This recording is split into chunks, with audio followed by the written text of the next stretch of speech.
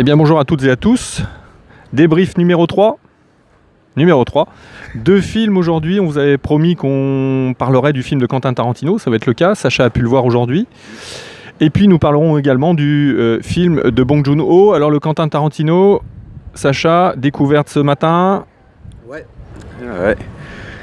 Eh ben ouais, enfin ce matin vers 12h quoi. Belle découverte. Enfin bon, j'ai toujours bien apprécié le cinéma de Tarantino, notamment le fait que c'est certains qui l'ont dit, quoi, il redonne du goût au cinéma, il donne envie à des gens à y connaître plus en cinéma. Bah là c'est le cas, comme avant il revisitait les genres, là c'est vraiment le cinéma en lui-même qui revisite, et plus particulièrement à la période du cinéma de la fin des années 60, donc le moment de mutation qu'il y a entre le cinéma vraiment américain classique, le Hollywood classique, et ce qui allait devenir le nouvel Hollywood, avec cette influence de la contre-culture et de cette imprégnation cette imprégnation esthétique mais aussi culturelle. Donc j'ai trouvé très intéressant, excellent interprète, les dialogues, c'est quand même, on va dire, ce qui sait très bien faire.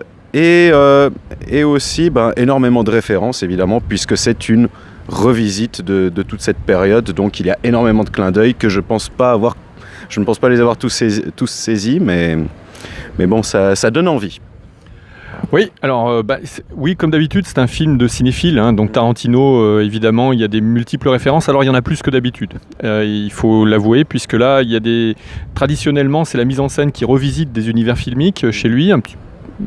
Là, on est vraiment dans quelque chose où il y a à la fois ça, puisqu'on va traverser l'influence du Shambara sur le western spaghetti et sur le western américain. Donc on va aller du côté du Japon, on va repasser par l'Europe, puisqu'on va parler du western spaghetti, du western italien. Et puis il y a aussi le passage de la télévision, enfin l'arrivée de la télévision, qui vient chambouler un petit peu, qui vient modifier un peu la donne, puisque toutes les séries B vont finir en série et vont finir à la télé. Donc ça c'est une chose, et c'est vrai qu'il y a aussi quelque chose d'assez intéressant dans le film, c'est-à-dire qu'il y a l'idée utopique que le cinéma pourrait maintenir toujours pérenne, cette idée que le rêve, en tout cas que le cinéma peut produire du rêve, contrairement au rêve américain qui lui est définitivement enterré.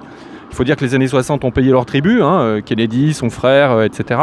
Et là, on a un film qui tente de lutter contre les outrages du temps et contre les outrages de la réalité, pour nous montrer que quand même la réalité qu'on nous propose sur un écran de cinéma est toujours plus belle que celle qu'on vit au quotidien. Donc le cinéma est un monde où le réel, la vérité, s'accorde avec nos fantasmes. Bong Joon-ho, alors là on n'est pas du tout dans le fantasme, mais par contre, ça dépote aussi. Ah oui, là c'est... je crois pas de toutes les séances que j'ai pu avoir à Cannes avoir été à une séance où je me suis autant marré. Et curieusement, c'est pas que ça, c'est pas que du rire. Alors l'histoire, c'est une énorme arnaque en fait, une énorme escroquerie de la part d'une famille plutôt des quartiers pauvres qui va investir par quelques esbroufs une famille de la haute coréenne.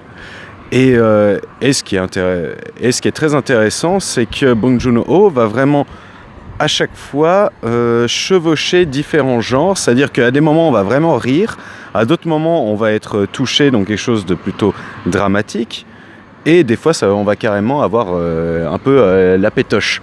On est des fois dans une complète atmosphère au niveau sonore et au niveau du cadrage, dans une atmosphère de film d'horreur. Et c'est ça que j'ai trouvé très intéressant dans ce film, sans compter le fait que c'est aussi une satire très intéressante d'une certaine société, notamment de la haute société coréenne, où là le personnage féminin qui fait la mère de la famille riche m'a beaucoup fait rire, parce que c'est l'exploitation en fait de la névrose bourgeoise, et ça je trouvais ça très sympa. Oui, alors le film de Bong Joon-ho est un film qui est beaucoup plus retors qu'il n'y paraît. Effectivement, pour avoir discuté avec des festivaliers, ils le prennent pour une comédie, ce qu'il n'est pas, loin de là. Non. C'est un film plutôt grave et plutôt dramatique, dans la mesure où le rire qui est convoqué dès le départ, on rit de quelque chose dont on ne devrait pas rire, parce qu'on se rend bien compte très vite là, la caméra nous dit, c'est-à-dire qu'il y a une dichotomie entre ce qui est prononcé comme discours et comment la caméra filme ce discours. Et là, on se rend bien compte qu'il y a quelque chose qui ne tourne pas rond. Comme s'il y avait un grain de sable dans les rouages. Et les grains de sable, alors il va y avoir une totale inversion parce qu'au départ ils sont à peine perceptibles et plus on avance dans le film, plus ce qui est caché derrière la surface, derrière la superficialité apparente de ce monde qui nous est montré, que ce soit d'un côté ou de l'autre, eh bien s'estompe et d'un seul coup on rentre en enfer. Et ce qui est intéressant, c'est qu'il y a quelque chose de presque... c'est paradoxal ce que je vais dire, mais j'ai pensé à Blue Velvet, au début de Blue Velvet, quand j'ai vu ce film-là, puisqu'on a la petite maison dans la prairie, et soudainement, on a la caméra qui plonge sous terre pour nous rappeler que sous terre, il y a la vermine qui gronde, qui grouille. Et là, c'est pareil. C'est-à-dire que il suffit de faire sortir les fantômes de la dictature coréenne, sud-coréenne, pour se rendre compte qu'ils ne demandent qu'à se manifester et finalement à venir parasiter vraiment, véritablement, le monde et la société policière coréenne telle qu'on peut la percevoir dans les images qui nous parviennent de là-bas. Je ne parle pas des images filmiques, je parle des images de papier glacé. Film absolument brillantissime qui sort le 5 juin, donc on en reparlera bientôt sur Split Screen Review. On laisse tout le monde partir et vaquer. J'espère que vous allez aller dans les salles quand même, il y a des films à voir. Hein. Donc on se retrouve demain pour un nouveau débrief et cette fois-ci nous parlerons certainement de Xavier Dolan et de Arnaud Desplechin.